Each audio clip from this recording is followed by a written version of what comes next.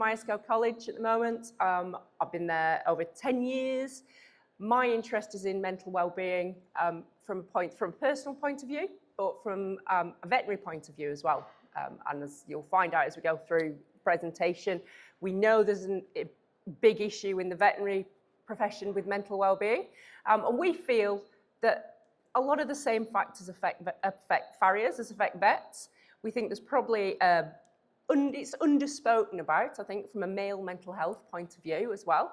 So coinciding with doing this talk today, I have got a few posters lurking around with a QR code on, and there's some on the Myerscough stand as well. And we're going to push it out onto social media as well. But if you could just take the time to complete a survey for us, that'd be brilliant. Okay, just to get a little bit more information about the topic that we know we don't know an awful lot about at the moment. So as I said, work in education. I teach farriers and I teach vet nurses, but I'm a mental health first aid instructor as well, which is it's a real privilege. It's a great job. The whole idea of having mental health first aid instructors, mental health first aiders, is that you've got people in workplaces, people in organisations who perform exactly the same functions as physical first aiders would.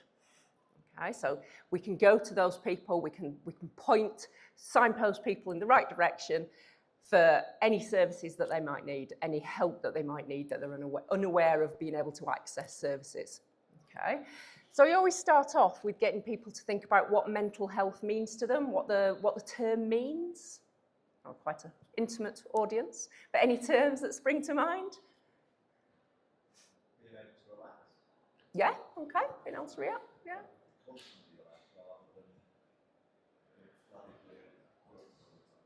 Yeah, definitely.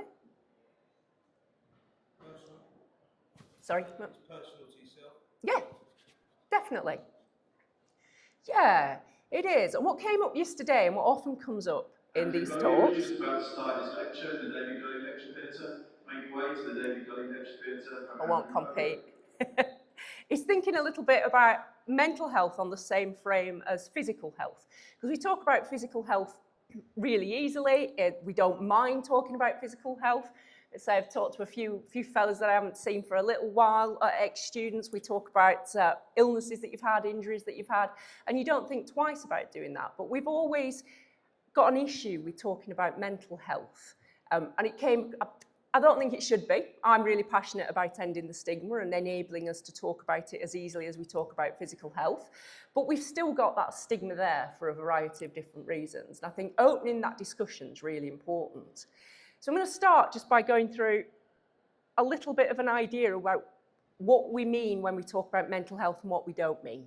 Okay, so when we talk about mental health in general, it's exactly the same as the spectrum of physical health. So from being poor physical well-being up to maximum physical well-being, we can talk about the same thing with your mental health. We all have dips, we all have peaks, we all often just sit somewhere in the middle, you know, unless you're training for a marathon. It's rarely are you in peak physical fitness.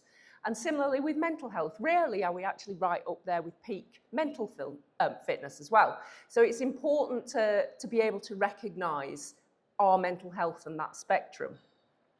We talk about poor mental health as being anything that dips below healthy functioning. Okay, so that's not mental illness, it's not a diagnosable condition, it's anything that causes you to drop. So you might have some days that are worse than others. Okay, I'm going to say we definitely went out last night as a group, as colleagues, and I'm not on peak form this morning just yet, I'm going to say. I'm quite happy to admit that. So there are lots of normal things that can affect our mental well-being. Once we start to dip into ill health is when we start getting problems, when we get diagnosable mental conditions. Okay, and that's where we need a lot of guidance. We need a lot of support.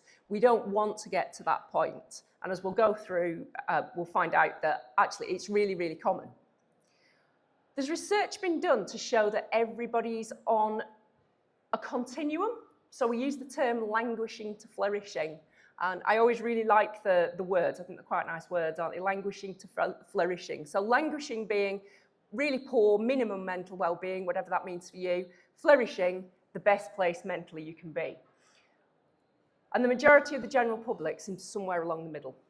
Okay, so we're not saying everybody is going to push up to the top. Like we say, it's like physical mental well-being.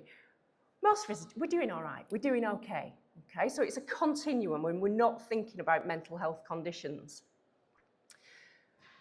That was further clarified as being everything from healthy, normal functioning, you're getting on with daily life, and something you brought up yesterday, Liam, was the idea that actually maybe that's quite a low bar.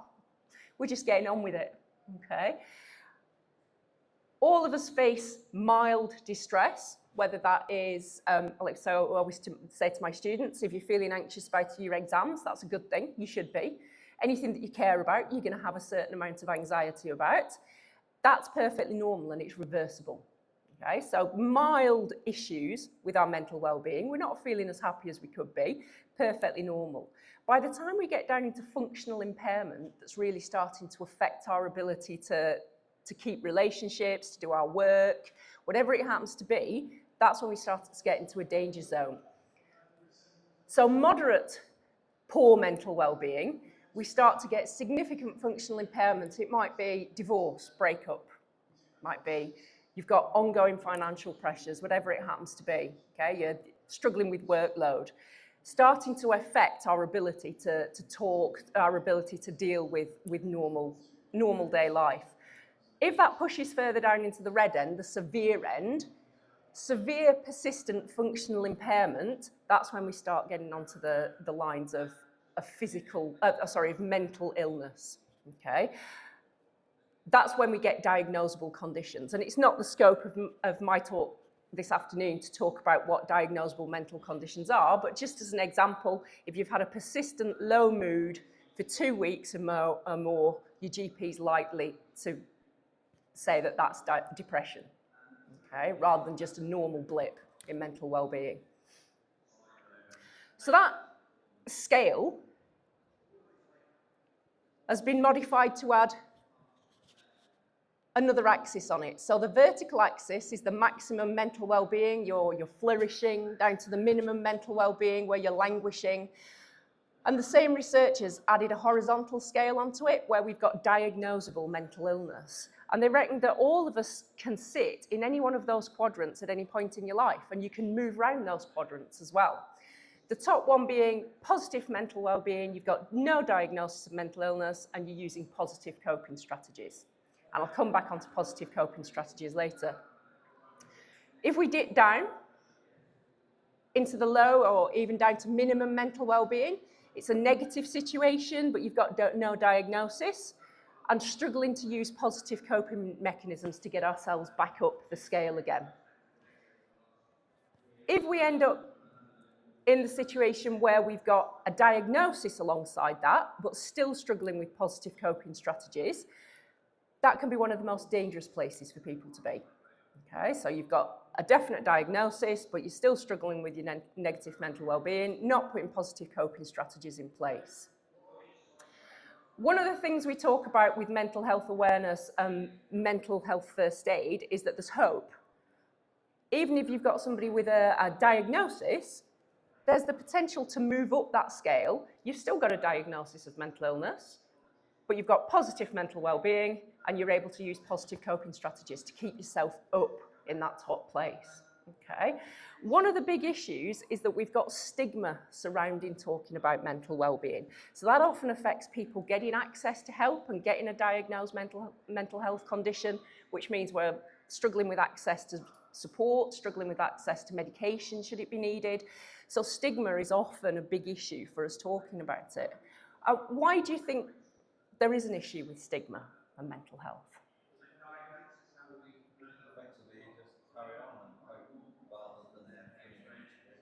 Yeah, definitely. Not enough awareness of the access after having treatment, what positives are, what the outcome is. So not actually having that free knowledge. It needs to be publicised because otherwise, well, if it's publicised more people actually Yeah. know it and get rid of this stuff. Yeah, absolutely.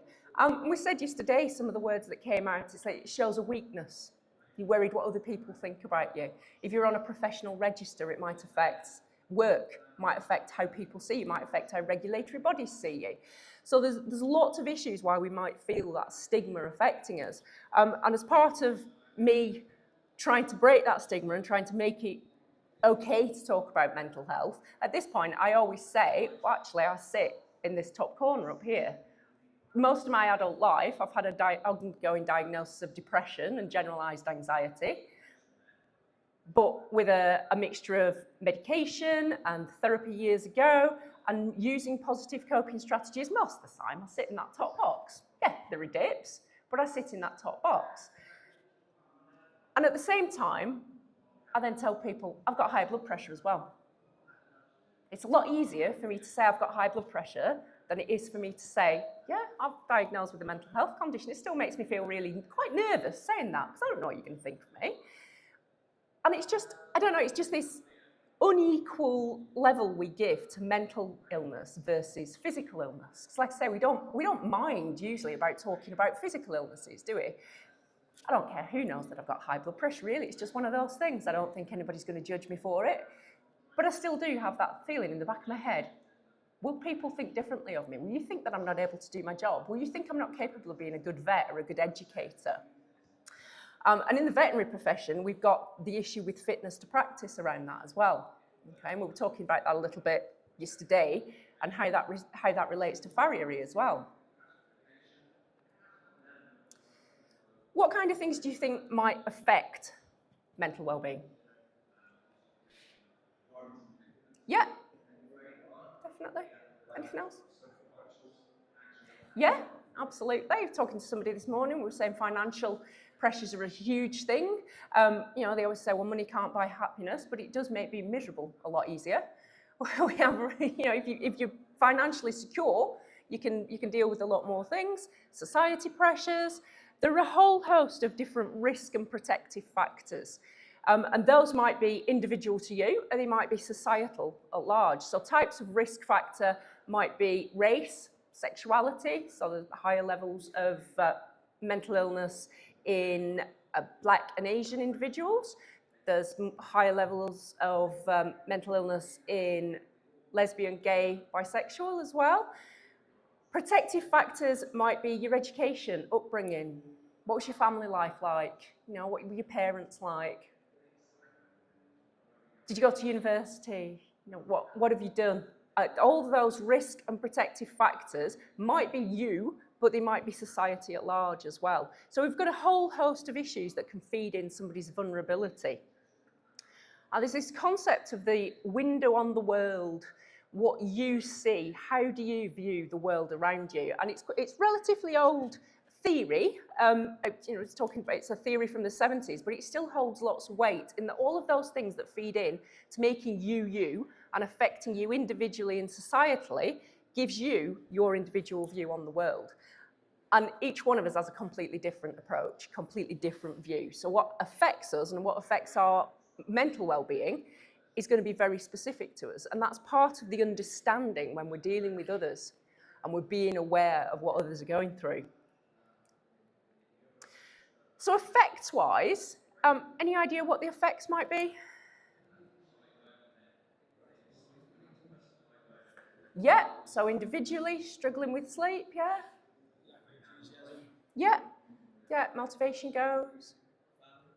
Yeah, huge impact on relationships. Yeah, and although it's really hard to talk about, and we have got that stigma, it's really, really common. Individual costs, 1 in 6 of us experience moderate to severe depressive symptoms at any one time. So if you think about the number of people in this hall, 1 in 6 of us, okay?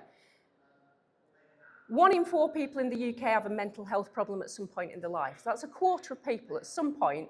That's not saying a diagnosable illness, but we've got a significant period that affects your ability to function. So a quarter of us, that's an incredibly high number. And we talked about this a little bit yesterday. The suicide rate, it's gone up again this year. So these are the most up-to-date statistics. They get published in October. So 2004 stats will be out in October this year. In 2023, there were 6,069 registered suicides. And that's just England and Wales. And they're the registered suicides. There are probably some that don't quite meet the criteria, so there might have been other causes of death attributed to it. But 6,069. And to put that into context, in the same year, there were 1,700 people died in a road traffic accident. And you hear about that all the time. You hear about people in car crashes losing their lives all the time. So almost 4 times as many died by suicide. Any ideas on the proportion of men? You don't cheat. You were here yesterday.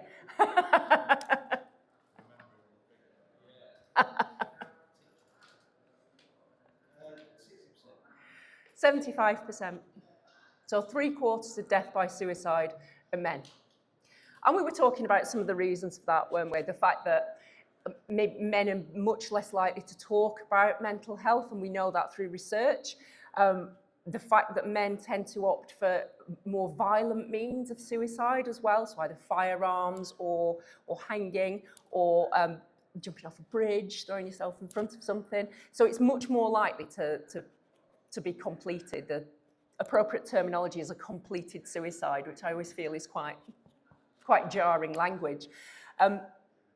Women, on the contrast, probably more likely to talk about it, and were more likely to use poisoning as a method, which potentially you can pull somebody back from. And it's interesting how many conversations this opened up yesterday, and last night as well, chatting to people. Yeah, I know such and such a body who died by suicide, such and such a body. And it's such a shocking statistic, such a shocking public health issue, really. And those numbers are up on previous years as well, for a variety of different postulated reasons. As well as individual costs, it costs the country. And it sounds quite mercenary to say it, but the economic costs, employers are estimated to cost them between 53 and 56 billion every year. So that's lost days in work, people presenteeism, so you're turning up to work, but actually maybe you're not fit to be in work because you're not really functioning. Absenteeism, where you lose days annually as well. And over 17 million days are lost annually due to mental health conditions. Okay, so we're losing a lot of money. The wider economic costs are estimated at about 300 billion, and that's things like access to resources, other things that go alongside work as well, so just general loss to the economy through mental health. So it's a huge economic cost. The government started, I think it was 2011, they started a No Health Without Mental Health campaign. The idea being that every single organisation should have a mental wellbeing strategy in place, which is great if they work. Sometimes it's just paying lip service to that idea, and it's a tick box exercise. So establishing really good strategies for promoting positive mental wellbeing is vital, I think, across all industries. So I'm just going to give you a little bit of an example from veterinary professionals, because for a start, I'm really familiar with the research, but I think it's a really good starting point for looking at other animal healthcare professionals. And I think there are a lot of parallels we can draw, but we don't have that information for farriers. There's one piece of literature that isn't really, it's not peer reviewed. American Farriers Association just did a really quick poll, how many people had experienced compassion fatigue, and 89% of farriers said yes. So if you've never encountered compassion fatigue, you might do, after I give you a bit of an example of what it is. Essentially, you're dealing day in, day out with people, their animals, you're dealing with the physical health of animals, and eventually you get to the point where you harden yourself a little bit to it. And it's like, it's a job, I'm not gonna take it on board. Compassion fatigue can affect your mental well-being, it can affect your ability to form relationships as well, and to maintain relationships. It's got a really serious knock-on effect. It makes, certainly in veterinary professionals, and in doctors get compassion fatigue as well. It affects your ability to develop empathy as well. So it's a fairly interesting statistic, but that's all we've got. That's the only information that we've got. So around 2005, 2008, between those 3 years, there are a few vets who started looking at it. One guy looked at the stats for suicide and found out that vet surgeons in the UK were 4 times as likely to die by suicide compared to the general public. It's like, something wrong here. So is it just access to means? Is it the fact that you've got that attitude to euthanasia? Is it the fact that, you either carry a firearm or you've got access to lethal drugs? But there was a lot more to it than that. So they started investigating it. All the surveys reported that vets have higher levels of depression, higher levels of anxiety, much more likely to have suicidal ideation as well, compared to the general public. They were much less likely to talk about it to anyone. And that's where that idea of fitness to practice comes in. Because you fear for your job, you fear for what people are going to do, going to say. And as an example, a few years ago, we had a vet nurse who had quite a bad self-harm problem. She was routinely self-harming as a coping mechanism. The vet practice she was in said, what do we do? Do we keep her away from all the sharp objects? Do we keep her away from all the scalpels? Oh no, that's not possible, is it? You're working in a veterinary practice, you can't do that. So people being less likely to disclose a mental health issue because of that effect of the stigma, the fact that you might be decided that you're not fit to practice, which sometimes unfortunately does happen as well, makes us less likely to talk about it. And it's not just the UK, it's globally. So they've done similar research across Asia, across America, across Australia and New Zealand, across various different countries in Europe, and it's exactly the same. So it's something about the job that actually triggers that, which I think is really interesting parallel with farriers as well. And it affects all members of the profession. So in the first place, most of the work was done with veterinary professionals, with veterinary surgeons. Since then, we've looked at vet nurses, we've looked at people in other animal care professions. So I think it's only time we start looking at how it affects farriers as well. So some of the postulated reasons, with vets, it's personality type. And we had an interesting discussion about this last night as well. Vets are always quite kind of an alpha type mindset in that I'm a perfectionist, I want to do my best, I want this to work. I think farriers do as well. And you're quite hard on ourselves, aren't we? We want to do a good job.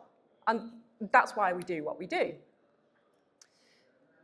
Work demands in vets, so long hours, irregular shifts, sometimes lone working and lack of support and professional responsibilities. It's starting to sound familiar? It's what you guys deal with as well. I think lone working is a huge thing for farriers.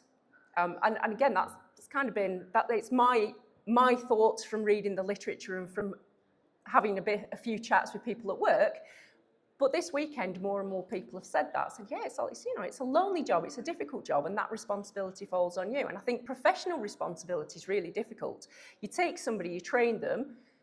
If they pass their exams, you put them on a register, and that's it. Bang, out you go. You're responsible.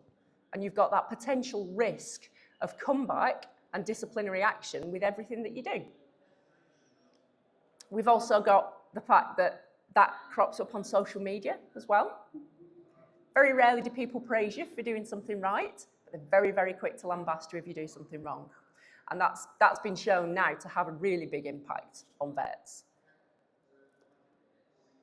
Workplace incivility is a big one with veterinary practice. That's between vets, it's between vets and nurses, but it's clients.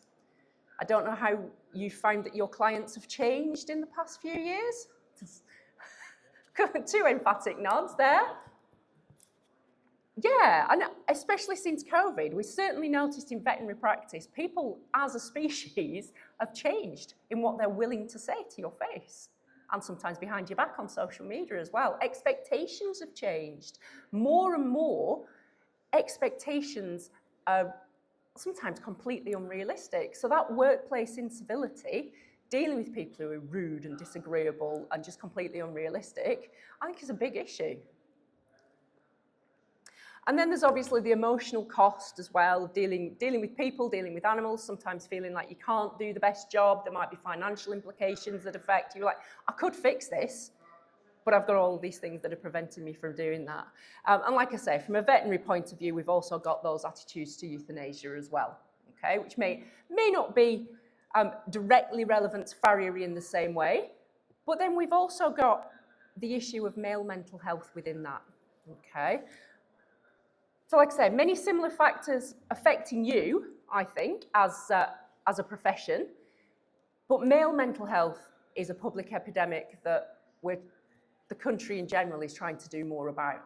Okay, and it's interesting that what you said about the military as well. Yes, I don't know whether it's just the people I speak to and work with, but I feel like there's quite a large percentage of military personnel amongst farriers as well. So you've got that coordinated with the fact that it's a predominantly male profession, historically, like farmers. It's a historically male profession. We don't talk about it, much less likely to talk about it. I say because of that high suicide rate, it's a risk. If we don't open up and we don't talk about it, it makes it a lot harder to put things in place. If you've done mental health awareness training, part of what they tell you is that somebody talks about their mental well-being being poor and any suicidal ideation, you take it very seriously. And I ask those questions with my students, and sometimes it's really awkward. It's like, well, have you got a plan? And it's a frightening amount of them who do go, yeah, actually I have. Like, right, we need to get you some serious help and quickly.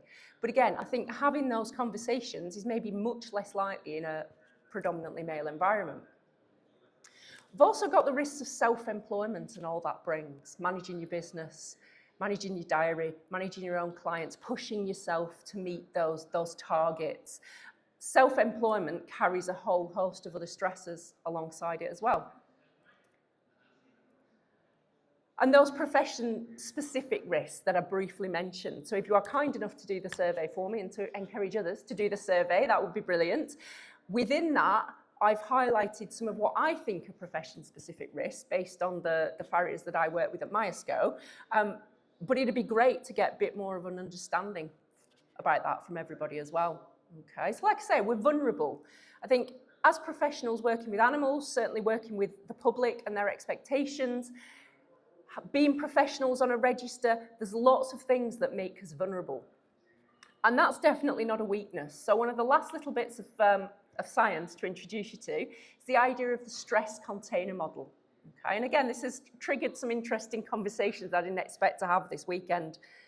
We've all got, sometimes they call it a stress bucket. You've got a stress bucket. You've got a certain amount of stress that you can take. And your vulnerability to that depends on your outlook on life. So your frame, your window on the world, your risk protectors and protective factors. That vulnerability might change depending on life situation, depending on which life stage you're in, but we've all got our individual vulnerability, and there's nothing we can do about the stress that's going to enter that container, because that's life. That's perfectly normal. Okay, we are mammalian species are made to deal with stress, whether that is short-term stress and fight or flight, or whether it's long-term stress. So we're built to deal with stress, but we need to be able to have a way of mitigating how much is coming into that stress container. So you've got interpersonal stresses, any relationships that you have with other people, whether that's your spouse, children, parents, whether that is your work colleagues, clients. Most of our stress really comes from those relationships. Even though we're a social species, there's a lot of stress from dealing with each other. Intrapersonal stress is anything you're dealing with inside. So that might be physical health conditions, mental health conditions that are ongoing, financial issues that you've got. It's anything that just affects you. Okay? And then you've got environmental stress on top of that. So all of that is constantly pouring into your stress bucket.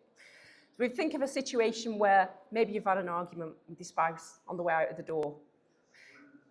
Your back's hurting already, so you've got that. And then you rock up on a yard that hasn't got any decent facilities for shoeing. All of those stresses add to your stress bucket, okay? And as it's a little bit of a silly example, but a few years ago I was dealing with both my elderly parents were in hospital at the same time with flu complications. So I was going between one ward and another ward. I was trying to deal with work at the same time and trying to be able to keep lecturing. And I'd managed, I was quite chuffed with myself. I'd put on a stiff upper lip and I'd got on with it. And then I happened to be driving my car to the hospital and my engagement ring fell off in the car. And that was it. That was the straw that broke the camel's back, and it was ridiculous. My husband's like, what's wrong with you? But that's it. That's the thing that's pushed me over the edge. So unless we're making use of what we call positive coping strategies, we do. We get to the point where actually it overflows. And I think the straw that breaks the camel's back is a really good analogy for that. So helpful coping strategies are anything that you use that helps to let the stress out. Anything that you can think of as examples that might be helpful. Yeah, so you mentioned meditation, yeah. So that works for a lot of people. Meditations, I haven't got the attention span for meditation, I'm dreadful. Yeah, absolutely. If you can do, yeah. Yeah, definitely. I love that you've thrown that at me both days, Liam. But you know, this weekend it's a social event, and actually getting together with people and having a few drinks and letting our hair down it's really beneficial, isn't it? It's when it becomes an unhelpful coping strategy is if it's blocking that ability for stress to go. So I think alcohol's probably a really good example of that. You know, I'm certainly not teetotal. And actually, it's really good stress relief to have a couple of glasses of wine, chat to people that you haven't seen for a while. If you then rely on that, if you're relying on anything as a stress release mechanism, that can become unhelpful, okay? Especially if we're thinking about substances as well. Any other unhelpful coping strategies you think there might be? Ignoring it, yeah. Putting your head in the sand, carrying on. It's like I was a couple of years ago, just keep going and it'll be fine. You know, thinking, no, I can do this, it's fine, keep plowing on. One of my helpful coping strategies is just going for a walk. I'm lucky enough to live in quite a rural area, I live on a farm. My husband can always tell if I'm going towards the edge, and he was like, get out and go for a walk. You need to go for a hike now. And he's always right. I'll never tell him that to his face, but it really helps. So yeah, physical exercise, social interaction, talking to people are all really helpful ways of dealing with it. And it's good for us to identify, what do I do that's helpful? What do I do that's unhelpful and actually leads to my stress bucket completely overflowing and getting to that point where you snap? Okay. So like I say, everybody's got vulnerability. The people who did this research, Brabham and Turkington, said every single person has the potential, if your stress bucket overflows, to actually be pushed into a diagnosable mental illness. You say everybody is one step away. And a lot of people, if you've been fortunate enough to never have to deal with mental illness, you almost think, well, no, I don't think I would. But I was surprised when I got diagnosed the first time. It's like, what the hell, where's that come from? So it's recognising that we are all vulnerable. And I think that's why we're looking for what we can do. What can we put in place? Okay, so it's Franklin who's attributed with the quote, you never know on the internet who's responsible for quotes, but an ounce of prevention's worth a pound of cure. Access to mental health resources is really, really difficult. NHS waiting lists are incredibly long. So if you're relying on the NHS to go and see your doctor and to get diagnosed with a mental health condition, it can be months. And I've found that out the hard way through my students. You'd be like, right, you really need to go and see your GP. 6 months down the line, they still haven't got an appointment with anyone in psychotherapy. Might have been put on medication. It might not be the most useful medication that you've been put on, because a consultant psychiatrist once told me, it's like they will just put you on the cheapest, most readily available antidepressant first. And then they work through what else might work, which makes sense, I suppose, doesn't it? If it works for a lot of people, let's try the cheapest thing first. So we're not always getting appropriate access to resources. And counselling has incredibly long waiting lists. So if you're not in a position to pay for it through private healthcare, the waiting lists are ridiculous. So access to resources doesn't meet need. And we find that in university all the time. So we know that everybody's vulnerable. We know that the costs are high. So we need to look, I think, at wellbeing strategies. And there's two different ways of looking at it. One is looking at managing poor mental health. So that is pointing people in the right direction for the resources that they might need should they be experiencing poor mental wellbeing. The other strand is looking at ways of promoting positive mental health. Okay? And that's different depending on who we're promoting it for. Okay? So, you know, if I suggest to some of my vet nurses that we have morning yoga, I don't think that's going to go down very well in there. we suggest yoga, or even afternoon tea, sometimes we do. So it's important to identify the targeted audience and what's useful. I've got a little bit of a cheesy analogy that I mercilessly stole from somebody who'd written a paper on it that looks at 5 key areas for promoting positive mental well-being. Okay, and I love an acronym, but the acronym is MAGIC, so you're going to have to bear with me on that one. So the first thing, the idea of mindfulness. Have you come across the concept of mindfulness before? Yeah, you said yeah, no?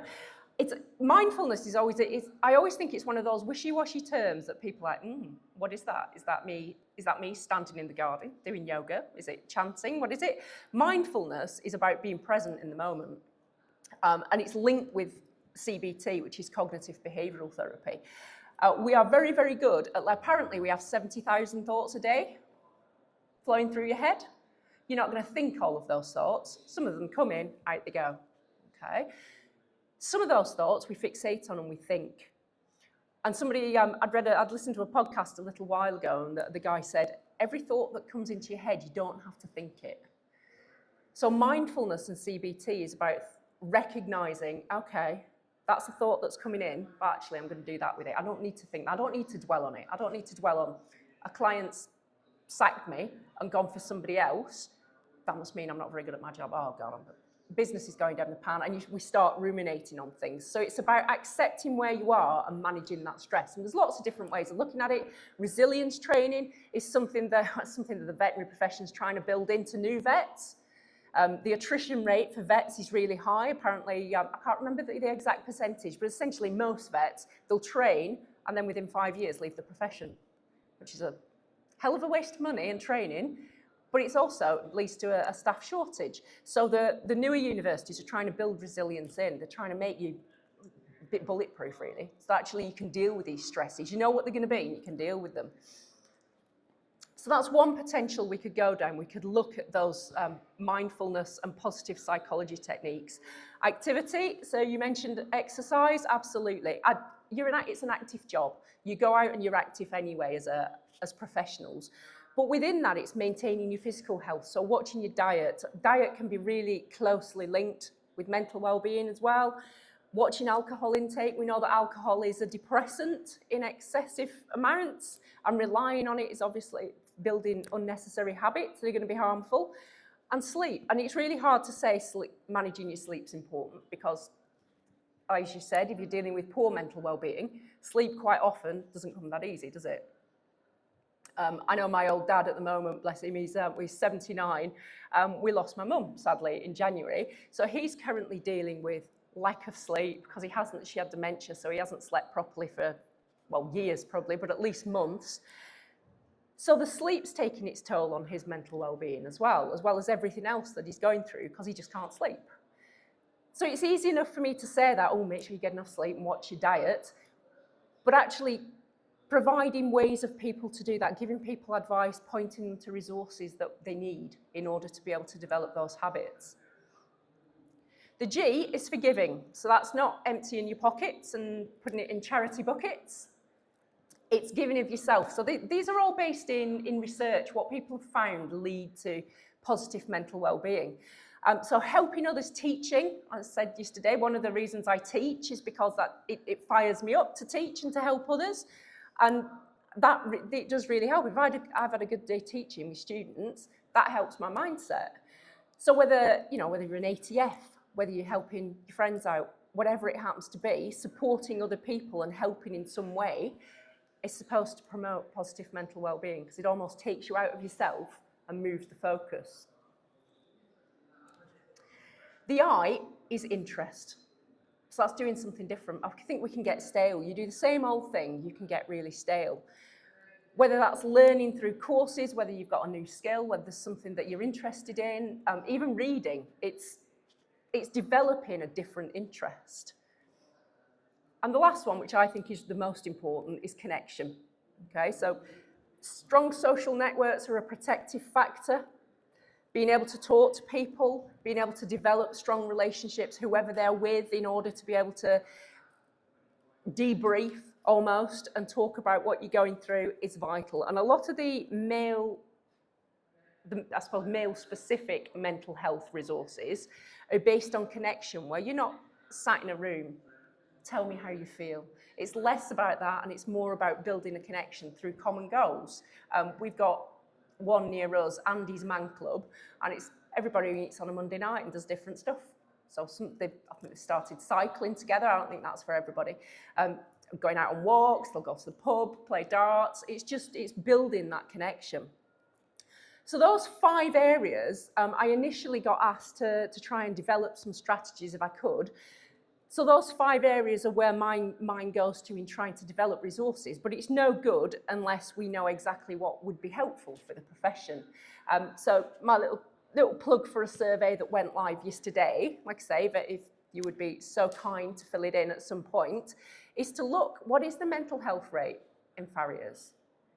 What are the issues that we face? What are the key challenges that everybody's experiencing? And as part of the survey, I will get you to have a bit of a think about what support and resources you would prefer as well. So I've come up with a list with I call them the focus group, the people who I work with at MySco. We've come up with a list of things that we could potentially put together, what would be helpful. So it's just looking at those and thinking, which of these would be most useful for me, and if there's anything else that I think would be valuable. Okay, so it's quite an exciting area, I think, because we're starting from blank. We're starting with a blank slate. I was talking to a lady yesterday who was quite instrumental in developing the veterinary professional resources as well. And she said they had to do exactly the same and steal it from the doctors and start putting it in place with veterinary surgeons. So it's all building on what's been done before, but industry's gradually catching up. Okay. And if anybody needs access to mental wellbeing or support, or anybody in your family does, obviously there's a variety of places we can access. There's loads of different charities, because it is a really common issue, and it is a big public health issue. But one of my favourites that I tend to use with students is called the Hub of Hope, where you can just go straight to a website. There's a link in each of these as well, so all the links are embedded if I let you have the slides if anybody wants them.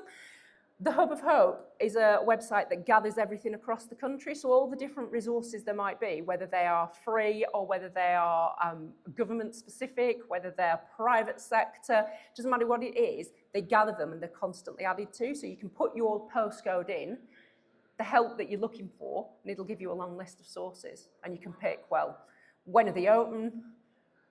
Do I have to pay for them? So you can access all those resources, and it's been really useful for students. They'll come to you, might possibly be useful with ATFs, with you working with young people as well. They'll come to you with an issue, you'd be like, right, let's have a look here. I think, right, there are all these places, why don't we contact some of them? And because I think it can be really hard to know where to go. And if you just go straight to the NHS website, they're less helpful than they could be, I'm going to say. Okay.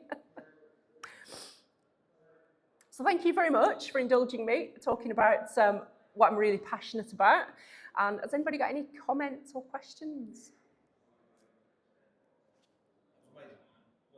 Oh, thank you. I just had a thought that I didn't bring up yesterday. It'd be really good to get this in Forge magazine as an article. Yeah. If we don't get it in on time for the next one, we could put you an advert in with your QR code. That'd be brilliant. And then hopefully you just get a few more scan it, and then if we're out of That'd be time, amazing. Thank you. We can put your article in the next one and just put that in again. But That's great. Thank you. A bit in Forge, we need a bit, so we can certainly definitely put that bit in now. That's brilliant. Thank you. If the article's ready, obviously you can go in. Yeah. Just Thank you. Yeah, so I've left it so that it's got ethical approval. We're going to run till March, essentially, so we'll leave it open as long as possible. But yeah, this is based on a bit of research that was done by David Bartram, who was called a vet, he was really interested in mental health. Sadly, he took his life eventually, a couple of years ago. But he was really instrumental in a lot of the early research. So it's based largely on what he did and the survey that he initially distributed to veterinary surgeons. But that was about 75 questions long, so I've trimmed it considerably. That nobody was going to answer that, was there? No, Craig said, absolutely not. Nobody is going to answer that. Right, I'll be selective. Is within the apprentice syllabus? I think there's definitely a place for it. Yeah, we've literally just started it with the veterinary nurses. So we're vet skill as well. Veterinary nursing's vet skill. So as part of their syllabus, mental well-being and fitness to practice is embedded. So we've chosen to do that as doing. I'll do like an hour talk for them, but we've done an optional mental health awareness course for them as well. So that's 4 hours. It's, you know, we can't take that out of the syllabus unless people are happy to do it. So we do offer it, but we offer all of the resilience building within it, and essentially we've got to do that to be accredited. People are like, no, we need it in there. As part of the new degree course for vet nurses, we've done exactly the same. We have embedded the mental awareness training in. So I think it's only a matter of time, I think, before it becomes part of it. The generation nowadays and society, if you notice the real big problem that's hitting this generation. Yeah. And that comes through if you don't start living with apprentices. You just can't. You need to stop the problem from the bottom. Yeah. Otherwise, it's because the mentality of filter out. It's in the moment that this younger generation. I think as well, like since I was a little kid, I always wanted to be a farrier, and everyone's gone, oh, you're going to get a bad back, you're going to get a bad back. We're at a point now where I think farriers suffer from stress before they get bad backs. It's actually the mental health side of Yeah. the physical side of it.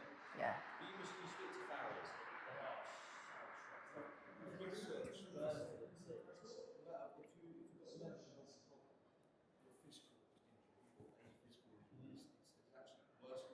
Yeah. Pain is actually worse than right. Yeah. I think social media's got so much to answer for. Oh, yeah. But clients really suffer from anxiety. But you have your phone on TikTok and Instagram, and that's all you look at. Yeah. Do you not think coming off of that might be your answer and looking Yeah. at the real world for it? Yeah. That's what I don't do. I do Strava, but no Facebook or Instagram. Just can't do that. It is, and we're talking to somebody about that this morning, actually. We were saying that generation that's grown up glued like that, you have no escape. So if you're being bullied at school, you know, historically, well, you went a different way home, and by the time you got home, you were safe. It's your safe, hopefully, it's your safe space, isn't it? They never get away from it. And and research has been done that does link poor mental well-being to being glued to electronics. Parameters, it works parallel to how social media is growing at the same time a mental health crisis. Yeah. At the same speed, isn't it? I think any to do that actually posts that they're feeling down. It's going to the non-athletes. Yes. So it's not going to the people that can help you. No. It's going to strangers, followers. Yeah. I don't think followers being the same as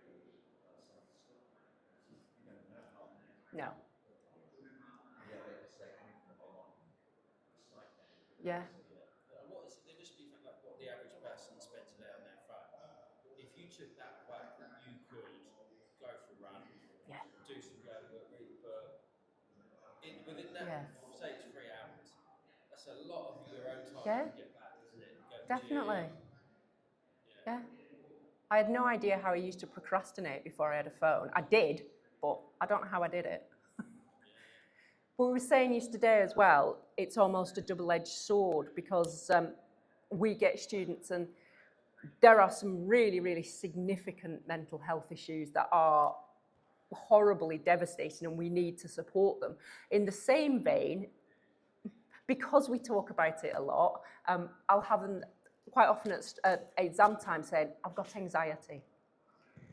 And that almost becoming, we go a little bit too much the other way sometimes. And I think mental health awareness helps you to realise the difference between normal anxiety and stress. Like if you're going through your EPA, well, I hope you're stressed because it probably means you've done some work for it. If you're not stressed, I'm worried.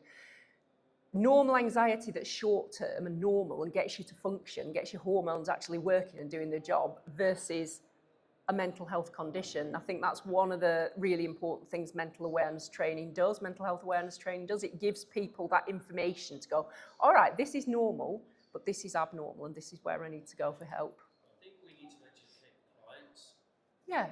Almost, not as much, but maybe even more than we're educating barriers. Do you know what I mean? So they need to be a little bit more aware of what they Yeah, I said yesterday, didn't we? There's a big campaign in the veterinary profession where you have posters about client incivility, just reminding people, these are people who are doing their job. Yeah, they're humans, they're just doing their job. Don't be rude, essentially. Don't shout at people over the table. Like, clients are definitely my weakness. And when I've lost a sheep, got to come now, or someone else said it's going to be cheaper, my friend said you haven't trimmed the foot right. I've got much better at saying, okay, use someone else then. Yeah. Because I've got 6 to do today. Yeah. I don't need this one anymore. And I think since I had kids, I've noticed you do shift your mindset, don't you? Yeah.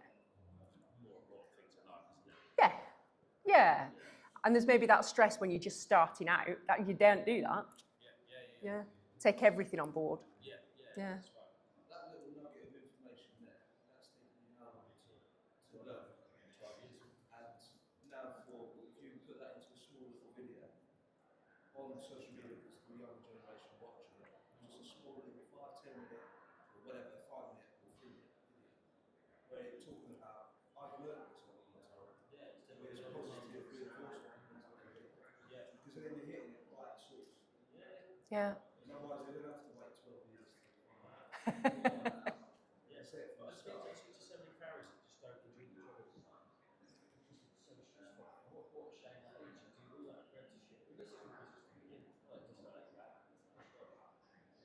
You live once. You do, yeah. Yeah. It's not worth It's all full. I was on holiday this year and I listened to an Audible book, and I don't read. I can read, not saying that, but I find reading relatively stressful in this respect of going back and rereading the same Yeah. passages over and over again. So I listened to an Audible book, and it's called The Lactose Theory. And I listened a couple of times, long-standing clients earlier in the year. I was really chewed up about it. And I listened to The Lactose Theory, and my heart just lifted. Yeah. It was just one book, Yeah. and it's audible, so you can listen to it rather than just drip with it. And although she recites over and over again, she often is actually reading her own prose, and she repeats it over and over again in her situations where she just usually can just let that go. Yeah. I think an issue for farriers in what you've just said is that client satisfaction is really upset. And we're worried about that for weeks. Sometimes months after going, they're not there going, it's gone from their mind. They've forgotten about it. Yeah. I think that's as well what we need to do. The reading book is definitely just one. And obviously he's not talking about like stress for farrier. The way he cuts things up in his mind, that's a really good one. I think it's first man in. That helped me a lot. I wasn't expecting to look at help, but after reading that, I definitely know his class. It's almost like having an affordable resource that you can research yourself as well. And it's there, you can take it or leave it. Yeah. With an audible book, you can go, that's not for me. And I think that's it. I think it's developing resource. I know that I first spoke to Linda about it, and we were batting around some ideas. It's almost having resources that people can access rather than. A lot of the time, if you're in a position where maybe you are struggling with your mental well-being, you're not in the best place to go and look for the best things anyway, are you? You're not necessarily in the best place to go searching for what's going to help. So building up lists of resources like that. Actually, this has been really useful for me. Do you think it might be useful for you? I think is one thing we could do as well. My wife was on a work course, and on that course they were telling like time's a really big stress factor because you can't necessarily see it and you can't buy it or change it. And that's like a really like subconscious big stress factor, and especially for within friends. How many appointments do you have to be at a time today and still get back to class? And actually, I think that's Currency. yeah. Time is currency. Yeah. And that's what you always trade. And sometimes clients don't really take that. You know, you can show up and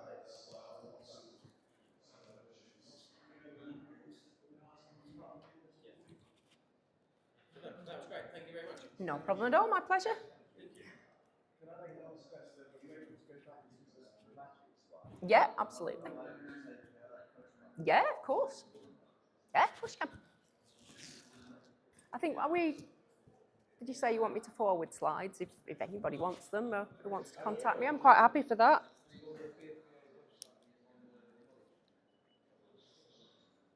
that what it is? Well, we can definitely do that. Okay, Yeah, I think definitely get an article in for it. brilliant. Because last year we did for Tiffany Gardner from the States. She did one on isolation in Paris. And that Right. was quite, she's instructor with it, and then like joined the local farrier group. And yeah, so she's doing some work It's really interesting. on isolation. And again, it's in a similar way, it's going to be a global thing, isn't it? There are the same things that affect professionals, no matter what corner of the world you're in. Yeah. This is a perfect opportunity here.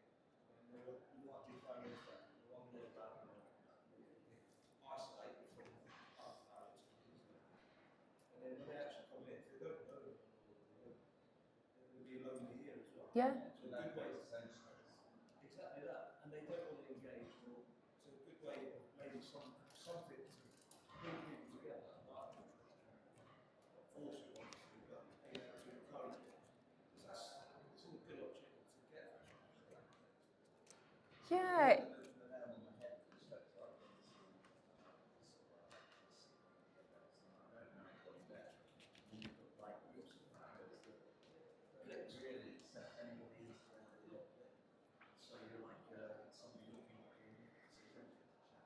Yeah. And then it's sort of, you get them all withdrawn.